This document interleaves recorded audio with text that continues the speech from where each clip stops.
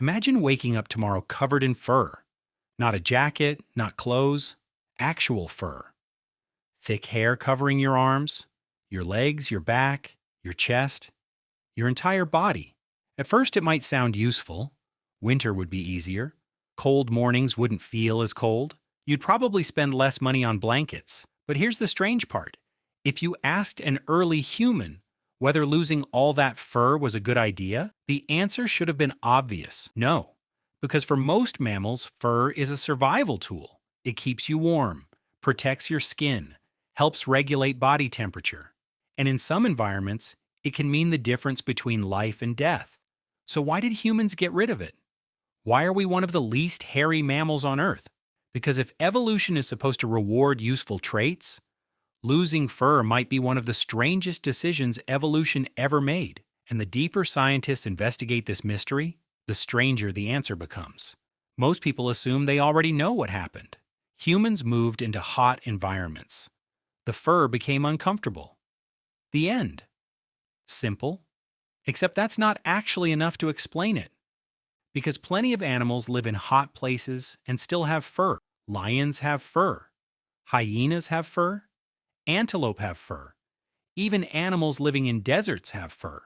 Heat alone doesn't explain why humans became almost naked. Something much bigger was happening. To understand it, we need to go back millions of years.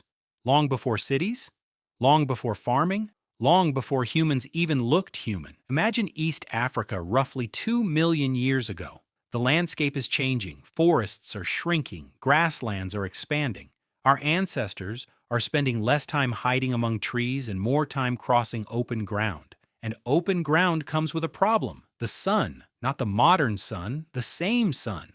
But now there's nowhere to hide from it, hour after hour, day after day. Imagine standing under direct sunlight for 6 hours. Now imagine hunting under it, tracking animals, walking long distances, searching for food. Suddenly staying cool becomes just as important as staying warm. And that's where our story begins. Because humans developed a superpower, a strange superpower that most people never think about. We became endurance machines. Today, if you compare humans to most animals, something surprising happens. We lose almost every contest.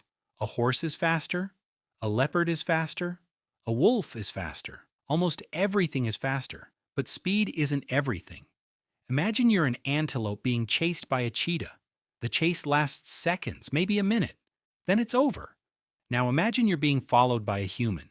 The human isn't sprinting. The human isn't rushing. The human just keeps coming.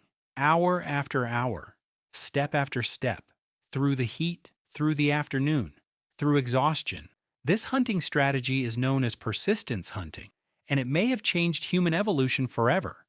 Because endurance creates a problem. When muscles work, they generate heat, lots of heat, too much heat, and the brain begins to fail. The body begins to fail. Everything begins to fail. Animals solve this problem differently. Dogs pant. Many mammals rest in shade. Some avoid activity during the hottest parts of the day. Humans did something unusual. We turned ourselves into walking cooling systems. Instead of keeping heat trapped beneath thick fur, we started getting rid of it. And once the fur became thinner, another adaptation exploded across our bodies. Sweat glands. Lots of them. Today humans have millions of sweat glands, far more than many mammals. Every drop of sweat carries heat away from the body, which means that under the right conditions, humans can stay active far longer than many animals.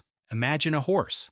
A horse can outrun you easily. But in extreme heat, over long enough distances, even a faster animal can struggle with overheating. Humans don't win because they're stronger. Humans win because they're harder to stop. And suddenly losing fur doesn't seem so strange anymore. It starts looking like a trade. Humans gave up insulation in exchange for cooling. But here's where things get weird. Because some scientists think heat wasn't the only reason. Imagine you're a parasite. A tick, a flea, a louse, a mite. To you, thick fur is paradise. Food, protection, shelter, everything you need. And for millions of years, parasites had been making themselves at home in mammal fur. Some researchers believe losing body hair may have reduced the number of places parasites could hide. Less fur, fewer hitchhikers, fewer diseases. Imagine how valuable that could be, especially for creatures sleeping close together in groups. For early humans, disease wasn't just unpleasant, it could be deadly. So losing fur may have helped fight enemies too small to see. But the mystery gets stranger.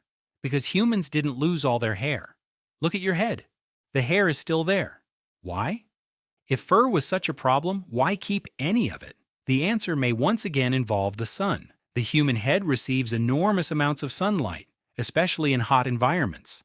Hair on the scalp acts like a natural shield, helping protect the brain from direct solar radiation. In other words, humans may have removed hair from the body while keeping it where it was most useful. Not random, not accidental, selective, efficient. Evolution often works that way, not by creating perfection, but by creating compromises. And perhaps nowhere is that more obvious than human skin, because once fur disappeared, something else became visible, our skin. And exposed skin created new problems. The biggest one was sunlight. Too much sunlight damages tissue. Too little sunlight creates different problems, so human populations gradually adapted in different ways. People living under intense sunlight evolved darker pigmentation. People living farther from the equator often evolved lighter pigmentation over thousands of years. The result is one of the most visible examples of human adaptation on Earth, all because our fur disappeared. Think about that. A change that began millions of years ago helped shape human appearance across the planet. But we're still not done, because there's another theory, one that sounds almost ridiculous at first. Some scientists have suggested that hair loss may have played a role in social communication. Once skin became visible, humans could see each other differently. Blushing, health, injuries, emotion, physical condition, all became easier to detect. Faces became more expressive. Bodies became easier to read. For an increasingly social species, that may have mattered. Humans weren't just evolving as hunters, they were evolving as communicators, as cooperators, as members of groups. And visible skin may have helped with that process. Now, does that mean scientists have solved the mystery? Not completely. Human evolution rarely gives simple answers. The truth is probably a combination of factors: heat, sweating, endurance hunting, parasites, sunlight, social behavior, all pushing evolution in the same direction. Which brings us back to the original question. How did humans lose their fur? The surprising answer is that we probably didn't lose it for one reason. We lost it because becoming human required a completely different strategy for survival. Most animals evolved better weapons. Humans evolved better cooling. Most animals evolved speed. Humans evolved endurance. Most animals adapted to nature. Humans adapted in ways that allowed them to eventually reshape nature itself. And perhaps that's the strangest part of the story. The thing that makes humans look weak, our bare skin, may actually be evidence of one of the most successful evolutionary experiments in Earth's history.